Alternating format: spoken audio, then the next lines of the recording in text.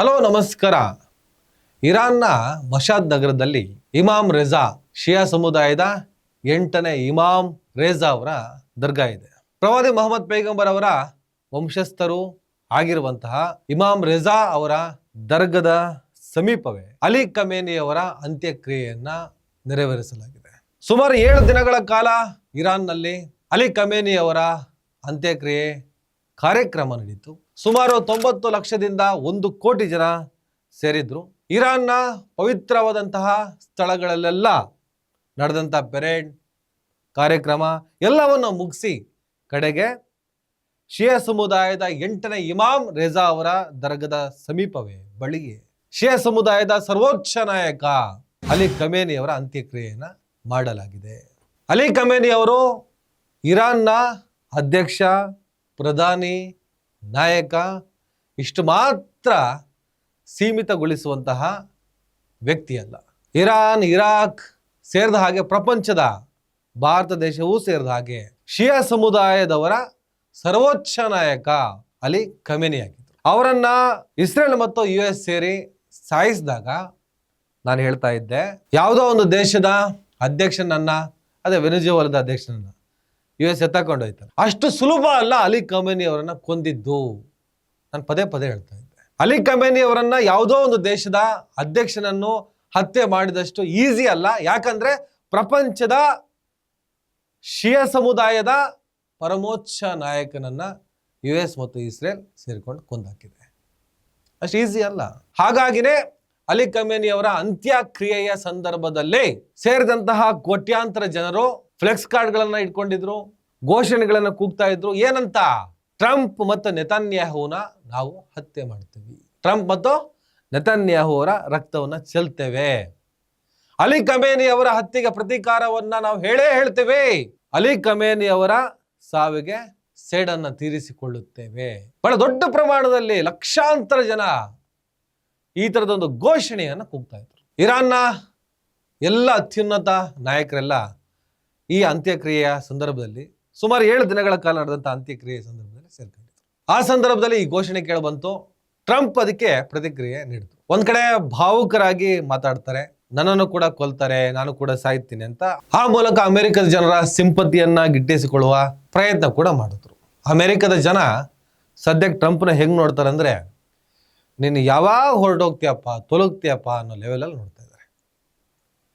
ಹೀಗಿರ್ಬೇಕಾದ್ರೆ ನನ್ನನ್ನು ಕೂಡ ಕೊಲ್ತಾರೆ, ಟಾರ್ಗೆಟ್ ಮಾಡಿದ್ದಾರೆ ಅಂತ ಹೇಳಿ ಅಮೆರಿಕನ್ನರ ಸಿಂಪತಿಯನ್ನು ಗಿಟ್ಟಿಸಿಕೊಳ್ಳೋ ಪ್ರಯತ್ನವನ್ನು ಮಾಡಿದ್ರು. ಇನ್ನೊಂದು ಕಡೆ ನಾವೇನಾದ್ರೂ ಮನಸ್ಸು ಮಾಡಿದ್ದಿದ್ರೆ ಒಂದೇ ಒಂದು ಬಾಂಬ್ ಹಾಕ್ಬಿಟ್ಟು ಅಷ್ಟು ಜನನ ಮುಗಿಸ್ಬೋದಿತ್ತು.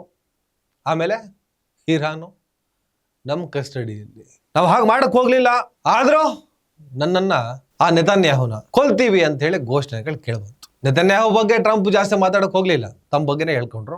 ನಾನು ಆಲ್ರೆಡಿ ಹೇಳ್ಬಿಟ್ಟಿದ್ದೀನಿ ನನ್ನ ಪಡೆಗೆ, ನನ್ನನ್ನು ಏನಾದ್ರೂ ಮುಟ್ಟಿದ್ರೆ, ನನಗೇನಾದ್ರೂ ಆದ್ರೆ ಇರಾನ್ ಭೂಪಟದಲ್ಲಿ ಇರಬಾರ್ದು ಅಂತ ಆದೇಶವನ್ನು ಕೊಟ್ಟಿದ್ದೇನೆ ಅಂತ. ನಾನು ಸದ್ಯಕ್ಕೆ ಅಮೆರಿಕನ್ನರ ಮಾನಸಿಕತೆಯನ್ನ ಗಮನಿಸಿ ಹೇಳೋದಾದ್ರೆ, ಟ್ರಂಪಿಗೆ ಏನು ಆಗೋದು ಬೇಡ, ಆದ್ರೆ ಟ್ರಂಪ್ ಹುಚ್ಚಾಟವನ್ನ ಅಮೆರಿಕನ್ನರು ಸಹಿಸ್ಕೊಳ್ತಿಲ್ಲ. ಇರಾನ್ ಮೇಲೆ ಯುದ್ಧ ಮಾಡಿದ ಆ ಯುದ್ಧದಾಹಿ ಟ್ರಂಪ್ ಅನ್ನ ಅಮೆರಿಕನ್ನರು ದ್ವೇಷ ಮಾಡ್ತಿದ್ದಾರೆ. ಇವನು ಫಸ್ಟ್ ತೊಲಗ್ಲಪ್ಪ ಅಂತ ಬಯಸ್ತಿದ್ದಾರೆ. ಒಂದ್ ವೇಳೆ ಟ್ರಂಪಿಗೆ ಏನಾದ್ರೂ ಆಯ್ತು, ಆಗ್ಬಾರ್ದು, ಆಗೋದು ಬೇಡ, ಯಾವುದೇ ದೇಶದ ನಾಯಕನಿಗೆ ಏನು ಆಗ್ಬಾರ್ದು. ಅಲಿ ಖಮೇನಿಯನ್ನ ಕೊಂದಿದ್ದಕ್ಕೆ ಟ್ರಂಪ್ ಆಗಲಿ ನೆತನ್ಯಾಹು ಆಗಲಿ ಅದು ಯಾವ ರೀತಿಯಲ್ಲಿ ಶಿಕ್ಷೆಯನ್ನು ಅನುಭವಿಸ್ತಾರೋ, ಯಾವ ರೀತಿಯ ಸಂಕಟವನ್ನು ತಂದುಕೊತಾರೋ ನನಗೆ ಗೊತ್ತಿಲ್ಲ. ಯಾರ ಸಾವನ್ನು ಕೂಡ ನಾವು ಬಯಸೋರಲ್ಲ. ಒಂದ್ ವೇಳೆ ಟ್ರಂಪಿಗೆ ಏನಾದ್ರೂ ಆಯ್ತು ಅಂತ ಇಟ್ಕೊಳ್ಳಿ, ಅಲಿ ಖಮೇನಿಯ ಹತ್ಯೆಗೆ ಪ್ರತೀಕಾರವಾಗಿ ಟ್ರಂಪ್ಗೋ ನೆತನ್ಯಾಹುಗೋ ಏನಾದ್ರೂ ಆಯ್ತು ಅಂತ ಇಟ್ಕೊಳ್ಳಿ, ಸ್ಪೆಷಲಿ ಟ್ರಂಪಿಗೆ ಏನಾದ್ರೂ ಆಯ್ತು ಅಂತ ಇಟ್ಕೊಳ್ಳಿ, ಇಮಿಡಿಯೇಟ್ ಆಗಿ US ಇರಾನ್ ಮೇಲೆ ಮುಗಿಬಿದ್ದು ಇರಾನ್ ಏನು ನಾಶ ಮಾಡಕ್ಕೆ ಹೋಗಲ್ಲ. ಅದು ಬೇರೆ ರೀತಿಯ ಮಾತುಕತೆನೋ, ಬೇರೆ ಬೇರೆ ರೀತಿಯ ಚರ್ಚೆನೋ ಏನಾದರೂ ಒಂದು ಆಗಿ ಹಾಗೆ ತಣ್ಣಗಾಗಿ ಹೋಗುತ್ತೆ. ಅಯ್ಯೋ ಟ್ರಂಪ್ ಹೋಗ್ಬಿಟ್ನಲ್ಲಪ್ಪ, ಸಾಕಪ್ಪ ಈ ಯುದ್ಧದಾಹಿಯ ಸವಾಸ, ಇನ್ನಾದರೂ ನೆಕ್ಸ್ಟ್ ಅಮೆರಿಕನ್ ಆಳೋರು ಶಾಂತಿ ಪ್ರೀತಿಯಿಂದ ಈ ದೇಶ ನಡೆಸಲಿ, ಪ್ರಪಂಚವನ್ನು ನಡೆಸಲಿ, ವಿಶ್ವದ ದೊಡ್ಡಣ್ಣ ಸೂಪರ್ ಪವರ್ ಅಂತ ಅನ್ಸ್ಕೊಂಡಿರೋಂಥ ರಾಷ್ಟ್ರ ಕಂಡ್ರ ಮೇಲೆಲ್ಲ ಯುದ್ಧ ಮಾಡ್ಕೊಂಡು ಏನಿದು? ಜಗತ್ತಿನ ಅನೇಕ ರಾಷ್ಟ್ರಗಳಿಗೆ ಬುದ್ಧಿ ಹೇಳಬೇಕಾಗಿದ್ದ ದೇಶನೇ ಬಂದು ಕೆಡ್ಕೊಂಡು ಯುದ್ಧಕ್ಕೆ ಹೊರಟ್ಬಿಟ್ರೆ ಮತ್ತೆ ಮಿಕ್ಕ ದೇಶಗಳ ಕತೆ ಏನಾಗಬೇಕು? ಈ ಥರದ ಆಲೋಚನೆ ಅಮೆರಿಕನರಿಗೆ ಬಂದು ಹೋಗಿದೆ.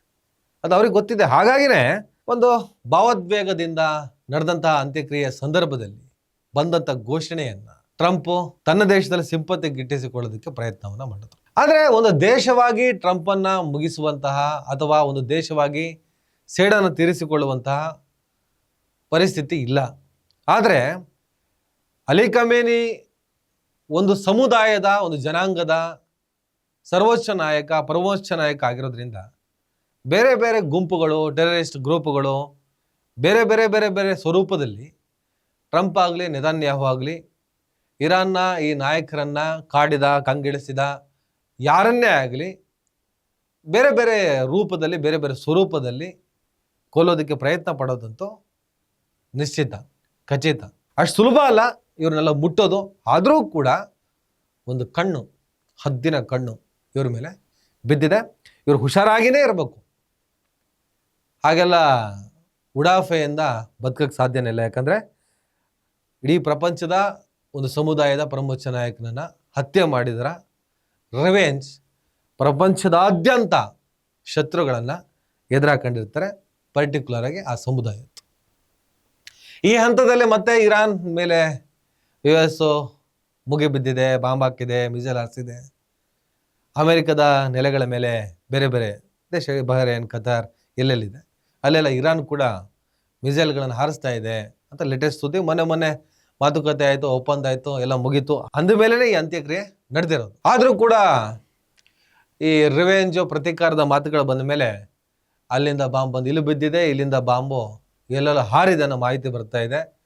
ಈಗ ಎಷ್ಟು ಸ್ವಲ್ಪ ಜಗತ್ತು ನಿಟ್ಟೆಸರು ಬಿಡ್ತಾ ಇದೆ, ಗ್ಯಾಸ್ ಸಪ್ಲೈ ಸರಿ ಆಗ್ತಾ ಇದೆ, ಕಚ್ಚಾ ತೈಲಗಳು ಸ್ವಲ್ಪ ಕಡಿಮೆ ರೇಟಿಗೆ ಸಿಗ್ತಾ ಇದೆ. ಈ ಸಂದರ್ಭದಲ್ಲಿ ಈ ಪ್ರತೀಕಾರ, ಸಿಂಪತಿ, ಸೇಡಿನ ಮಾತುಗಳು, ಭಾವೋದ್ವೇಗದ ಕ್ಷಣಗಳಲ್ಲಿ, ಭಾವೋದ್ವೇಗದ ಸ್ಥಳಗಳಲ್ಲಿ ಬರುವಂತಹ ಅಭಿಪ್ರಾಯ ಉಡಾಫೆ ಮಾಡೋಕ್ಕಾಗಲ್ಲ. ನಮ್ಮ ಜಾಗ್ರತೆಯಲ್ಲಿ ನಾವಿರಬೇಕು. ಆದರೆ ಅದನ್ನು ನೆಪ ಮಾಡಿಕೊಂಡು ಮತ್ತೆ ಯುದ್ಧವನ್ನು ರಿಪೇರಿ ಆಗಬೇಕಾದ ಟ್ರಂಪು ಮಾಡದೇ ಇರಲಿ. ಅಮೆರಿಕನ್ನರು ದೊಡ್ಡ ಪ್ರಮಾಣದಲ್ಲಿ ಆತನಿಗೆ ಬುದ್ಧಿ ಹೇಳುವ ಪ್ರಯತ್ನವನ್ನು ಮಾಡಲಿ ಅಂತ ಹೇಳ್ತಾ ಈ ವಿಡಿಯೋವನ್ನು ಮುಗಿಸ್ತೇನೆ. ನಮಸ್ಕಾರ.